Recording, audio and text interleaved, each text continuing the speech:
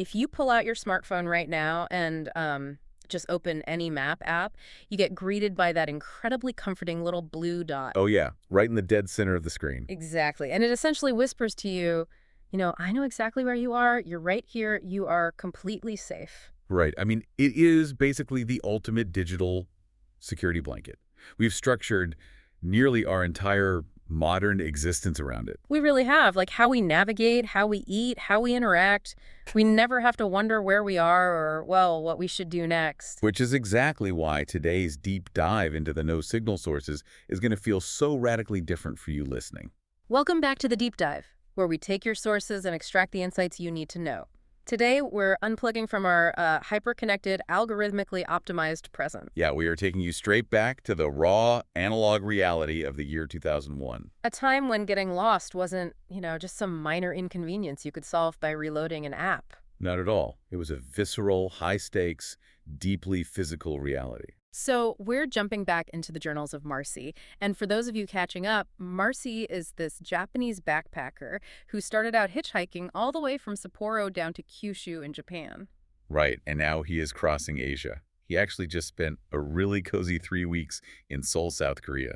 Yeah, just drinking and swapping stories with an older ski buddy of his. It sounded like a really nice safe harbor. It was. But looking at these notes, it seems the comfort zone definitely has an expiration date. It always does. So where exactly are we picking up today? Well, today is departure day. Marcy has this brand new Chinese visa in his passport, and he's setting his sights on China. Okay, but keeping with his strict travel philosophy, he is entirely avoiding airplanes. Exactly. To get from South Korea to China, he actually has to cross the Yellow Sea. Wow, okay. Yeah, he's taking a massive passenger ferry from the South Korean port city of Incheon, heading toward Dalian in China. And as we follow him onto this ship, I think we're hitting the absolute core philosophical theme of his journey, which is surrender. Surrender, yeah. That's a really heavy word. It is. I mean, in our daily lives, our phones tell us our exact location, our time zone, how many stars the restaurant across the street has. Right. We are entirely obsessed with control. So the question we are exploring today is, what happens when we completely surrender those assumptions? Yeah, what happens when we lose our digital safety nets, step out of our cultural programming, and just let the sheer chaos of the journey take the wheel? I love that. That's the mission today. We're going to look at how getting hopelessly lost and entirely losing your grip on what you consider common sense might actually be the ultimate antidote to the burnout so many of us feel today. It's a fascinating perspective.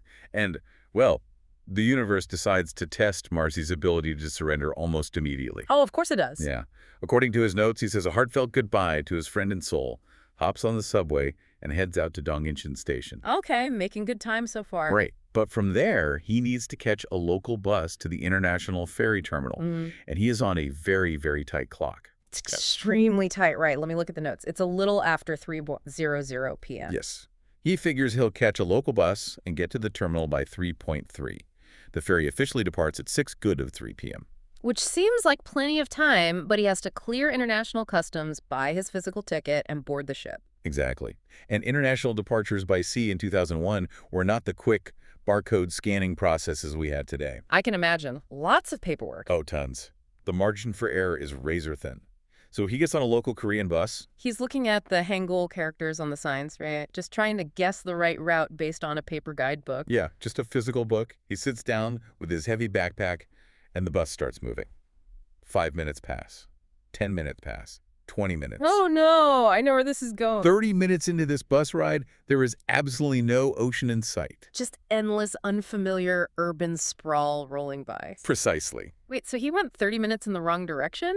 In 2001. Without a smartphone, that's not just an inconvenience. That is a full-blown survival situation. You can't just wait for the GPS to reroute you. Exactly. And this is where the physical reality of the era hits hard. When you lose spatial control in a foreign country without a digital safety net, it induces this very specific, creeping dread. Like a cold sweat. Total cold sweat. It's the heart-pounding realization that you are entirely unmoored. I mean, I get the romance of this from a storytelling perspective, I really do. But let's be entirely real for a second. Sure. Aren't our modern blue dots and map apps actually saving us from wasting hours of our lives? I mean, is navigational panic really a virtue, or is it just unnecessary stress that we've thankfully engineered out of existence? It's a completely fair pushback. For a daily commute to the office, efficiency is absolutely what you want. Right. I don't want a spiritual journey on my way to work. Nobody does. Right. But travel isn't a commute. From a psychological standpoint, there's a massive difference in how our brains process these two scenarios. Okay, how so? Well, when you follow a blue dot on a screen, your brain essentially outsources the navigational work. You are passively following instructions. Turn left in 300 feet. Right. Which means your hippocampus, the part of the brain responsible for spatial memory and cognitive mapping, barely engages. So we literally aren't forming memories of the spaces we move through. Precisely. But when you are forced into active wayfinding, especially when things go wrong, your brain lights up. Ah, That panic you mentioned, that is the friction required to break the ego. break the ego. Wow. Yeah. We spend our adulthoods building lives where we control every variable. But when you are on the wrong bus in a foreign country, you cannot optimize your way out of it. Your ego is completely useless. Totally useless. You have to surrender to the reality that you are helpless.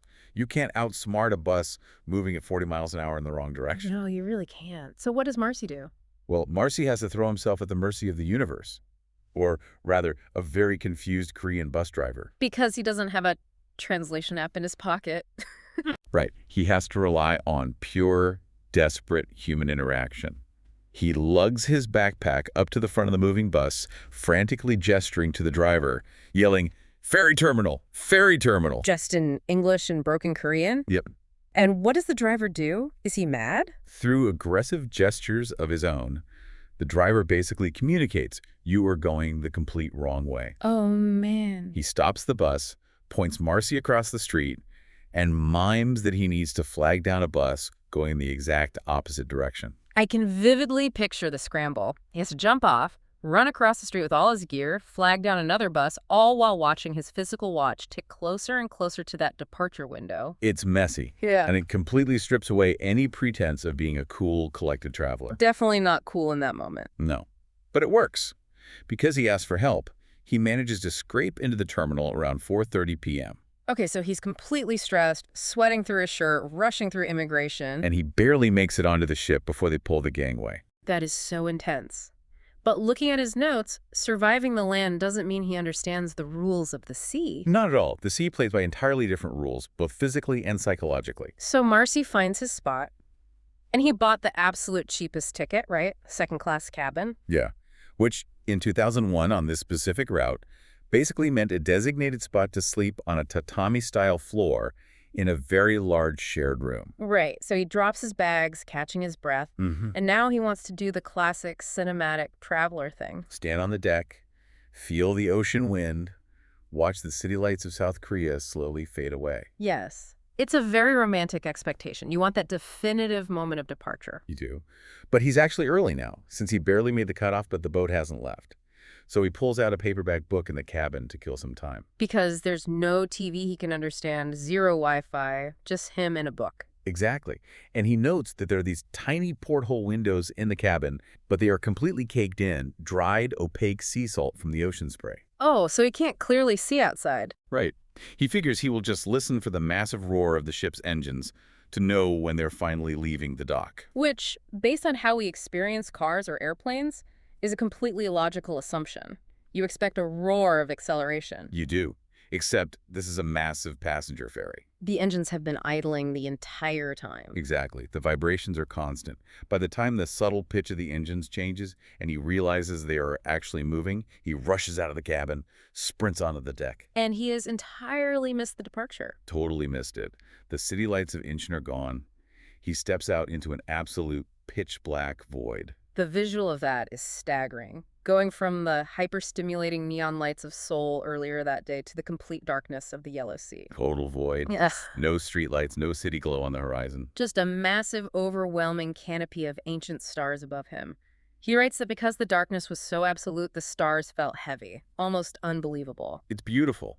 But this physical darkness is really just the stage setting for an even wilder disorientation. Right, the temporal disorientation. Because later that night, the adrenaline wears off and Marcy gets hungry. Naturally. So he checks the ship's directory and sees that the onboard restaurant has a specific night meal shift. It opens at 10:00 p.m. A very rigid schedule. Very. Yeah. So he waits. He reads his book in the lobby until 10:30 p.m. on his watch, and then he heads down to the restaurant. And what does he find? He walks in, but it's completely empty. The lights are half dimmed, and the cook is just standing there wiping down a counter. Okay, that's weird. Right. So Marcy tries to ask for food, and the cook just looks at him and says, "We're closed." Closed, but it's 10:30. Exactly. Marcy is deeply confused. He literally taps his wristwatch and says, "It's 10:30, you're supposed to be open." And how did the cook respond to that? The cook shakes his head, points at Marcy's wrist, and says, "That's Korean time." Oh, wow. Yeah. The moment that massive steel ship pulled away from the dock and hit international waters, the entire vessel shifted its clocks to Chinese time. So it wasn't 10:30 p.m. It was 9:30 p.m. The restaurant hadn't even opened yet. That is incredible. Wait, I need you to explain this to me. He didn't just cross a border, he literally stepped out of his own timeline. Pretty much, yeah. Why does a ship change time zones the minute it hits the water? I would be so incredibly disoriented. It's like the boat is acting as a physical time machine. It really is, and there's a fascinating mechanical and legal reason for this, which ties beautifully into our theme of surrender today. Okay, let's hear it. Under international maritime law, specifically the concept of the high seas, once a ship leaves the territorial waters of a country, it operates entirely under the jurisdiction of its flag state. Meaning the country it is registered to or traveling to? Exactly. So the ship literally becomes a floating piece of China the moment it leaves Korean water. Exactly. The ocean is the ultimate liminal space. It is the void between places. The void. I like that. When you are suspended on a boat in pitch black waters, all of our rigid, land-based human constructs, borders, jurisdictions, and especially time zones, they just evaporate. They become incredibly fragile. So Marcy's physical watch, this mechanical device he implicitly trusts to organize his daily reality, is suddenly entirely useless. It is. He was clinging to Korean time because he just physically came from Korea. It was his anchor. But the ship is sovereign territory. It operates on its own localized reality. Yes. To eat, to simply survive on this ship, he must surrender to the reality of the vessel. He has to accept that time is not an absolute objective truth. It's just an agreement between people. And on this boat, the agreement has fundamentally changed. Exactly. It's a wild paradigm shift. So practically speaking, he has to go back to his cabin, wait another half hour in the past, and try again. Yeah, back to the future, basically. Right. But time isn't the only thing he is forced to surrender, because when 10:00 p.m. actual Chinese time finally rolls around, he heads back to the restaurant, and he realizes he has to unlearn how to eat. This is where his deepest cultural assumptions get completely dismantled. He walks back into the restaurant. The lights are fully on, and there are people eating now. He sits down at an empty table, expecting a waiter to bring a menu. Just like you would anywhere else. Exactly. But there is no menu on the table. Nobody approaches him. He's just sitting there. Yeah. So he tries to flag down the busy staff to order something, anything.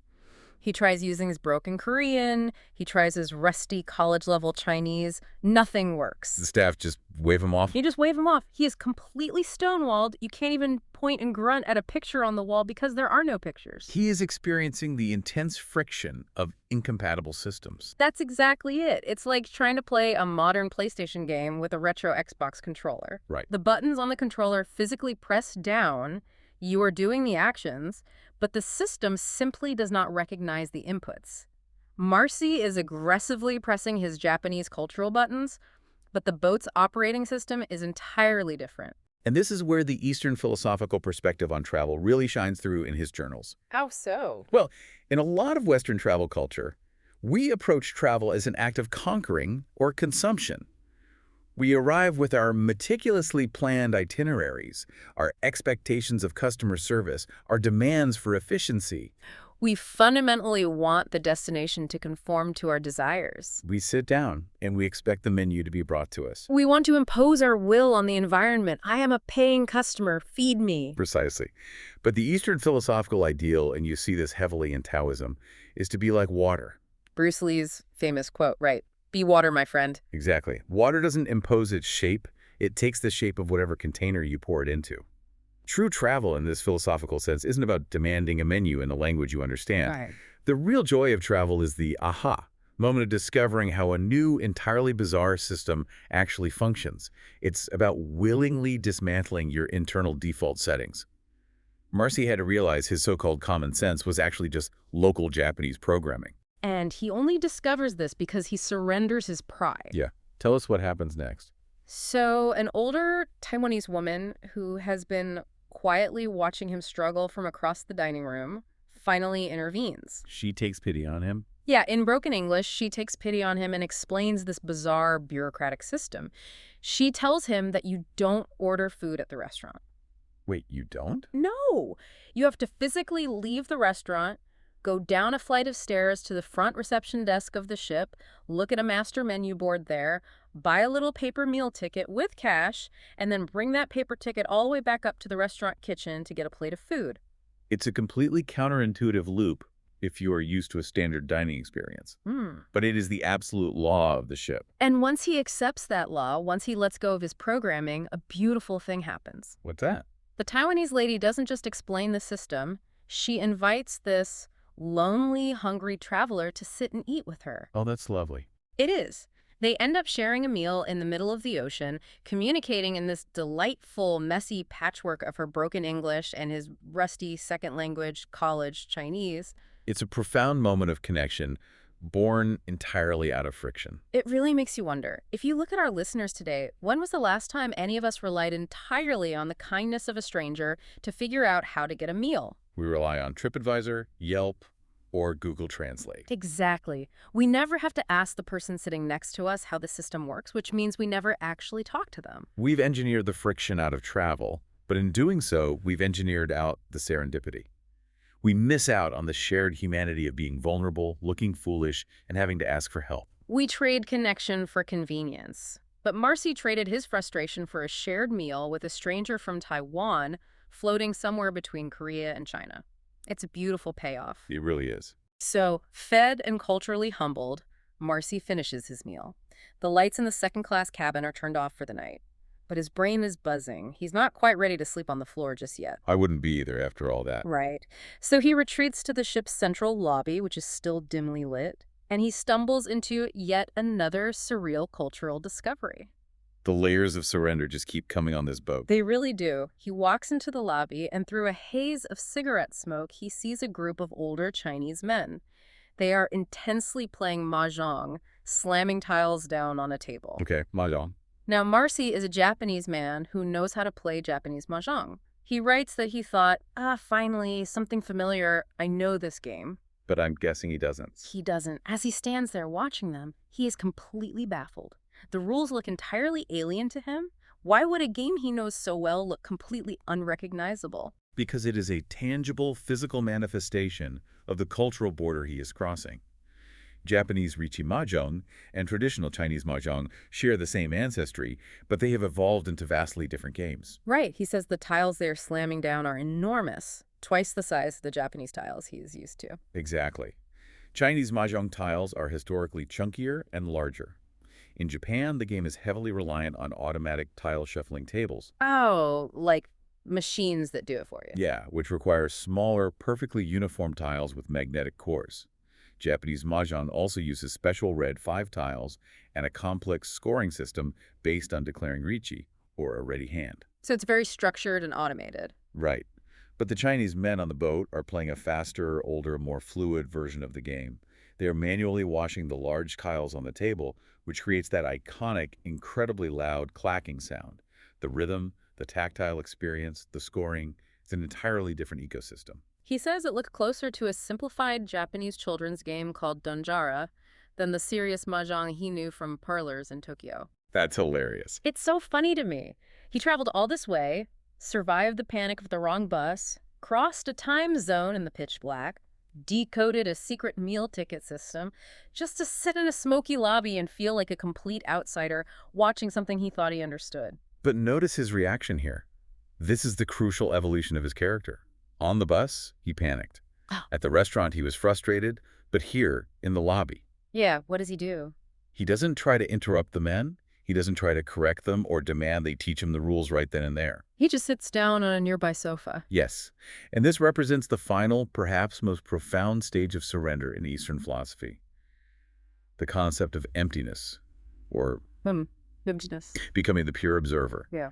He sits on the sofa, opens his paperback book, and just listens to the rhythmic clack of these giant tiles and the low murmur of a language he barely grasps. He is observing the world with sheer curiosity, without any residual ego demanding that he participate, judge, or control the situation. He has become a comfortable ghost in the lobby, peacefully watching a tiny microcosm of Chinese culture play out in the middle of the ocean. A comfortable ghost. I absolutely love that phrasing. He's just letting the experience wash over him, demanding nothing from it. Exactly. But looking at his journal, well, here is where the story takes a sudden turn. The universe always has a funny way of stepping in exactly when you have fully surrendered. It really does. While Marcy is sitting there quietly reading and watching this game, feeling completely invisible and at peace, he actually isn't invisible. A different, mysterious older man, not one of the men playing mahjong, someone else entirely who's been watching the lobby, notices this solitary Japanese traveler, and this man stands up and starts walking purposefully toward him. And Marcy has absolutely no idea what is about to happen. None. He has no idea that this random interaction in the dimly lit lobby of a ferry churning through the middle of the Yellow Sea is about to completely alter the trajectory of his entire journey across the Asian continent. But of course, we won't find out how that unfolds until we open the next set of sources. It's the perfect place to pause his physical journey, because the internal journey has reached such a clear milestone today. It really has. As we wrap up our analysis of this leg of the trip, let's bring it back full circle to the core question we started with. What happens when we surrender? When we look at Marcy's night, the answer is clear. When we surrender our need for control, we might end up on the wrong bus. We will almost certainly lose track of time. We will absolutely realize that our deeply held common sense makes zero sense outside of our own little bubbles. But look at the profound things we get in return. When you let go of the control, you get a pitch black sky full of heavy, unbelievable stars. Yeah. You get a shared meal and a warm conversation in broken languages with a Taiwanese stranger. You get to experience the peaceful emptiness of just observing the world without needing to change it. You realize that friction isn't your enemy. It's the very thing that makes the journey memorable. Which brings me to a final thought I want to leave you with, something to mull over before our next deep dive. What's that? Well, we spent this whole time talking about the magic of analog travel and the friction of language barriers, but look at where technology is heading right now. Okay, AI and all that. Yeah, we are on the verge of AI translation earbuds that will seamlessly, flawlessly translate foreign languages directly into our ears in real time. It's incredible technology. It is, but the friction will be gone. And if we eliminate the friction of communication entirely, are we about to lose the concept of the stranger altogether? Oh, that's a haunting question. If you never have to struggle to ask a cook for a meal or awkwardly gesture to a bus driver. Exactly. If there is zero friction, will we ever be forced to sit down and share a messy, deeply human, broken language meal with a Taiwanese woman on a boat ever again? Or will we just remain perfectly isolated in our own flawless translated bubbles? We might be engineering away the very vulnerability that makes travel worthwhile. Let that sit with you. Keep wondering about the identity of that mysterious man walking toward Marcy in the dark, because next time we open the nose signal files, it is going to be quite a revelation. Thank you for joining us on this intellectual journey today. Until next time, stay curious, question your blue dots, and don't be afraid to embrace the unknown.